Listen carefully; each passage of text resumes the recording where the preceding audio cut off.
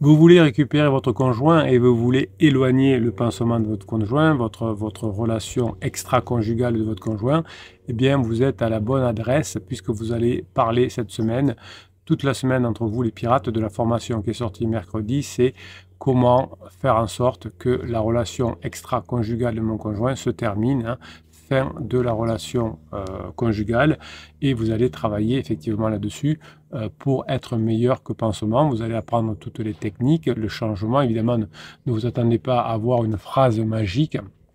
Les relations humaines sont beaucoup plus riches que ça. Ne vous attendez pas à ce que je vous conseille de bouder, de faire un silence radio ou de manipuler avec des films je te suis, voire de faire de lettres magiques. Non, nous avons beaucoup mieux que ça à vous proposer. Vous allez apprendre des choses extraordinaires sur les neurosciences et vous comprendrez comment mettre fin à la relation extra-conjugale de votre conjoint et aussi à faire renaître le désir de votre conjoint pour vous. Les infidélités sont toujours, quelles qu'elles soient, comment dirais-je, souffroteuses, elles nous font souffrir, je ne sais plus comment on dit, elles nous mettent en souffrance, on va le dire comme ça, et il y a différents types d'infidélité, mais toutes nous font du mal. Alors l'infidélité, c'est un terme qui désigne le fait de rompre l'exclusivité, notamment sexuelle ou affective, que l'on a promise à son partenaire ou que son partenaire nous a promis. Donc il existe différents types d'infidélité selon le degré d'implication et le mode de relation avec le pansement. Alors on a une infidélité qui est sexuelle, hein, il s'agit d'avoir des rapports sexuels avec une autre personne que son partenaire, sans qu'il y ait forcément de sentiments impliqués. Pendant des millénaires, les hommes ou les femmes, enfin c'était surtout les hommes d'ailleurs, qui étaient en crise existentielle ou en crise de couple, allaient voir des prostituées, hein, c'était donc ça doit exister encore aujourd'hui. Donc les personnes allaient voir des prostituées pour avoir une relation sans sentiment. Donc c'est le type d'infidélité le plus courant et le plus facile à détecter. Pendant des millénaires, les femmes n'étaient pas bêtes non plus, hein, évidemment, savaient que leur mari allait là-bas, mais à partir du moment où c'était fait dans un endroit où on ne voyait rien, etc., eh bien, il y avait une forme de je ferme les yeux de tolérance pour que le couple puisse continuer. Aujourd'hui, évidemment, ce n'est plus du tout le cas. Donc la plus courante qui vous chagrine, c'est l'infidélité sexuelle que vous voulez faire cesser.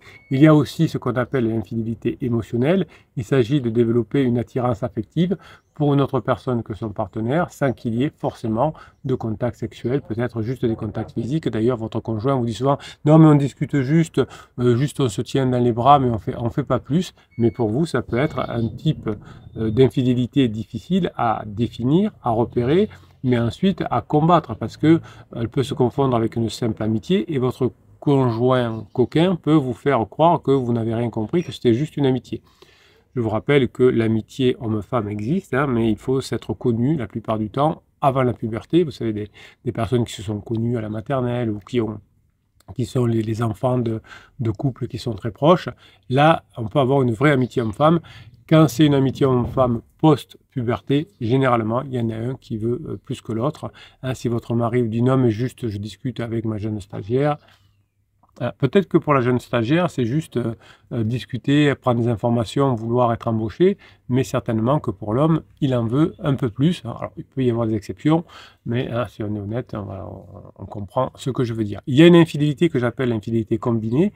Il peut y avoir une relation sexuelle et affective avec une autre personne, donc ça c'est plus embêtant, c'est le type d'infidélité le plus destructeur parce que votre conjoint croit pendant un moment que c'est son âme sœur, qu'il va finir sa vie avec, même si évidemment hein, ce n'est pas le cas puisque pour réussir une relation c'est déjà compliqué. Pour passer de la phase de lune de miel à la phase de sécurisation, c'est très rare dans notre vie, c'est 2, 3, 4 maximum relations qui passent de la relation de lune de miel à la relation de sécurisation, même si des personnes ont eu 50, 100, 500 relations, eh bien, il y en a toujours, pareil, que 2 ou 3 qui finissent en phase de sécurisation, parce que ça prend du temps. Donc, si votre conjoint est déjà en couple au moment de la rencontre, et si votre conjoint n'a pas fait le deuil de la relation précédente, il n'y a pratiquement aucune chance que la relation lune de miel se transforme en relation durable, sauf si évidemment vous commettez trop d'interdits, si vous mettez votre conjoint dehors, si vous ne voulez plus le voir, si vous faites un silence radio,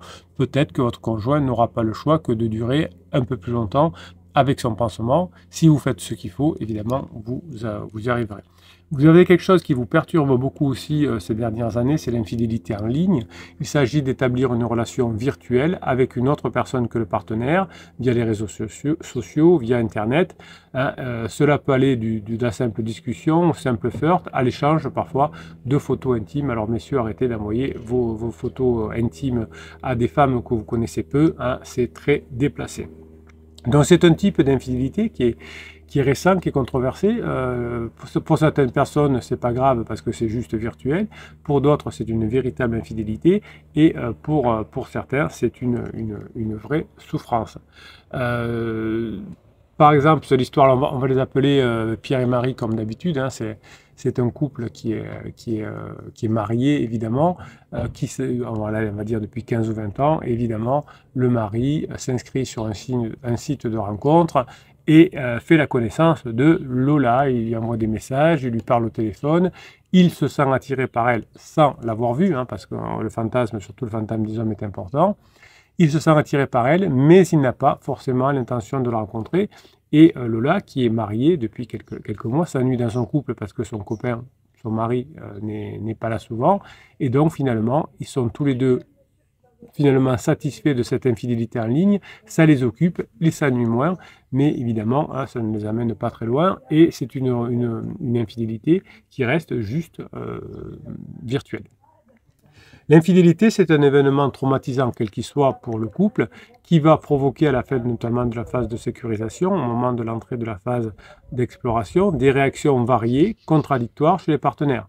Peut-être que même votre partenaire qui vous trompe va vous accuser, hein, c'est de ta faute, si tu ne t'étais pas comporté comme ça, je ne t'aurais pas trompé. Alors, il y a des différences en fonction du sexe, de l'orientation sexuelle, sur les types d'infidélité. Il y a des différences hommes-femmes, hein, selon les études. Alors ça, c'est pas des études neurosciences, c'est des études sociales. Mais j'aime beaucoup le social aussi. Donc selon les études sociales, les hommes et les femmes ne réagissent pas tout à fait de la même façon face à l'infidélité. Bon, il faut être sûr que ce n'est pas la peine de faire des grandes études pour savoir ça. Les hommes sont plus affectés par l'infidélité sexuelle, car ils y voient une menace pour leur paternité et leur ego. Et les femmes sont plus affectées par l'infidélité émotionnelle. Hein. Donc si votre femme, vous êtes un homme et que votre femme couche avec un autre homme, ça vous fait vraiment très mal. Hein. C'est ce que je constate d'ailleurs en coaching depuis 1999. Je vous rappelle que d'ailleurs, je ne sais pas si je vous l'ai rappelé, mais que le catalogue des 150 formations est en descriptif de cette vidéo, notamment hein, la dernière formation de la semaine, hein, c'est comment faire mettre fin hein, à la relation extra-conjugale de votre conjoint. Les femmes sont plus affectées de leur côté par l'infidélité émotionnelle car elles y voient une remise en cause de leur lien affectif, de leur sécurité, de l'abandon. Vous avez vraiment mal, hein, quand vous me l'expliquez en coaching, quand votre mari a une relation amicale avec une femme, hein, et puis vous n'êtes pas bête, vous savez que cette relation, elle n'est pas souvent qu'amicale. Alors, il y a aussi des différences hétéro-homo, hein, selon que vous êtes hétérosexuel ou homosexuel. On ne réagit pas toujours de la même façon face à l'infidélité. Les couples hétéros seraient plus enclins à rompre après une infidélité car ils accordent plus d'importance à la fidélité de la norme sociale. Certains couples homosexuels seraient plus enclins à pardonner après une infidélité. Bon, voilà, hein, ça c'est des moyennes des études. Car souvent, voilà, ce que les chercheurs ont déterminé, c'est que les couples homosexuels auraient hein, je dis bien, une importance à la liberté individuelle et à la négociation des règles du couple plus souple. Bon, écoutez, moi je coach aussi des personnes homosexuelles et des personnes hétérosexuelles. L'infidélité fait du mal pour les deux. Donc les émotions provoquées par l'infidélité vont créer un choc émotionnel intense chez vous qui avez été trompé et vous allez ressentir des émotions négatives telles que la colère, telles que la tristesse, la peur, la honte, le dégoût, la culpabilité, le déni, la confusion. Donc il y a, vous voyez, des émotions comme la colère, la tristesse, la peur ou le dégoût et des sentiments hein, comme le déni, la confusion qui font la honte, hein, qui sont des émotions plus des pensées. Évidemment, quand on est trompé, ces émotions sont normales hein, pour faire face à la situation, mais évidemment, tant que vous n'avez pas fait les formations, tant que vous n'avez pas mis en place les formations, ces émotions, ces sentiments peuvent être envahissants, déstabilisants et vous éloigner de votre conjoint. Donc vous allez, quand vous avez des émotions fortes, vous faites des séances de neurohypnose. Vous savez que dans chaque formation, je vous offre une séance de neurohypnose différente, elle est différente pour chaque formation, ou vraiment quand vous avez beaucoup de colère, vous pouvez écrire aussi avec un papier et un stylo, et ensuite déchirer, brûler, piétiner, etc. Une anecdote alors on va les appeler, on va changer de prénom un peu, Sophie et Thomas. Sophie découvre que son mari, Thomas, la trompe avec un homme depuis plusieurs mois. Voilà, donc c'est ni Sophie ni Thomas évidemment. Sophie s'est sentie trahie, elle s'est sentie humiliée, elle s'est sentie en colère évidemment et déprimée. Et lorsque l'on a eu le coaching, elle s'était demandé si elle devait divorcer ou lui donner une seconde chance. Quand on a une sexualité par exemple hétéro et qu'on va coucher avec qu'on a une relation homosexuelle, souvent ça perturbe encore plus et dans les deux sens. C'est-à-dire que si vous êtes homosexuel et que votre conjoint va avoir une relation hétérosexuelle, ça vous perd. Hein. Vous êtes perdu, on ne sait pas comment réagir et on a finalement parfois on fait beaucoup plus d'interdits dans ce cas-là parce qu'on ne comprend pas. Alors des fois on est sidéré et on ne fait rien, mais souvent on ne comprend pas.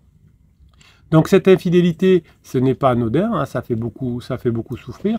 Hein, les théories évolutionnistes nous expliquent que des hypothèses basées sur la biologie, la psychologie, tentent d'expliquer l'infidélité comme une stratégie adaptative de reproduction. On n'est quand même pas que des animaux. Selon ces théories évolutionnistes, les hommes seraient plus enclins à l'infidélité sexuelle pour maximiser leur descendance. Les femmes seraient plus enclines à l'infidélité émotionnelle pour assurer leur protection et les ressources. C'est pour ça que les femmes sont plus affectées si un homme a une relation affectueuse avec une autre femme et les hommes seraient plus malheureux si leur femme a une relation sexuelle avec un autre homme. Voilà, donc bon.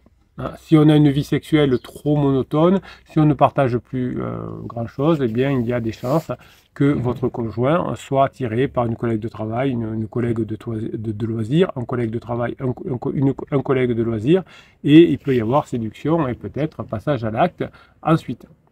Donc l'infidélité, c'est stressant, ça peut avoir des conséquences négatives sur la santé mentale des partenaires, sur celui qui est infidèle évidemment, mais sur celui qui subit l'infidélité aussi. Il existe des troubles psychologiques spécifiques liés à l'infidélité qui peuvent nécessiter une prise en charge. Les formations sont faites pour ça. Si vous avez été victime d'un choc émotionnel lié à l'infidélité, vous pouvez faire la formation comment gérer le choc émotionnel, puisque l'infidélité peut entraîner ce que j'appelle un trouble de stress post-traumatique. Il s'agit d'un trouble qui devient anxieux et qui va se manifester pendant longtemps par des symptômes qui sont persistants après cet événement traumatisant. Les symptômes sont souvent ce qu'on appelle la reviviscence, c'est-à-dire le flashback, hein, les cauchemars, l'évitement, je ne veux plus aller dans ce lit-là, je ne veux plus rencontrer mon conjoint qui m'a trompé, j'ai beaucoup de rumination par rapport à l'infidélité, j'ai une hyperactivation, l'hypervigilance, l'irritabilité, l'insomnie et évidemment j'ai une altération de la perception de soi, des autres et du monde. Évidemment, vous pouvez, grâce à la formation sur le choc émotionnel, rapidement, grâce à des techniques comme la cohérence cardiaque ou le MDR, avoir une baisse de vos symptômes. On a un trouble d'adaptation, hein, il s'agit des troubles réactionnels qui se manifestent par des symptômes dépressifs, anxieux, suite à cet événement stressant. Et donc vous avez de la tristesse, du découragement, de l'angoisse. C'est souvent à ce moment-là d'ailleurs que vous êtes dans une traversée du désert et vous ne pensez qu'à ça et vous saoulez tout le monde. Alors les autres pirates sont là pour voir les messages que vous mettez en commentaires de ces vidéos ou sur le groupe Facebook. Pour trouver le lien du groupe Facebook, vous pouvez aller sous le catalogue des 150 formations en descriptif de cette vidéo. Mais souvent, vous allez avoir un trouble d'adaptation, c'est-à-dire que vous allez saouler votre famille, vos amis, etc., qui au bout d'un moment n'en pourront plus de vous et vous diront, bah, écoute, c'est par toi, tu vas te reconstruire, c'est mieux, etc. Ils en auront marre d'entendre que vous leur parlez et vous allez perdre vos amis parce que vous allez les saouler.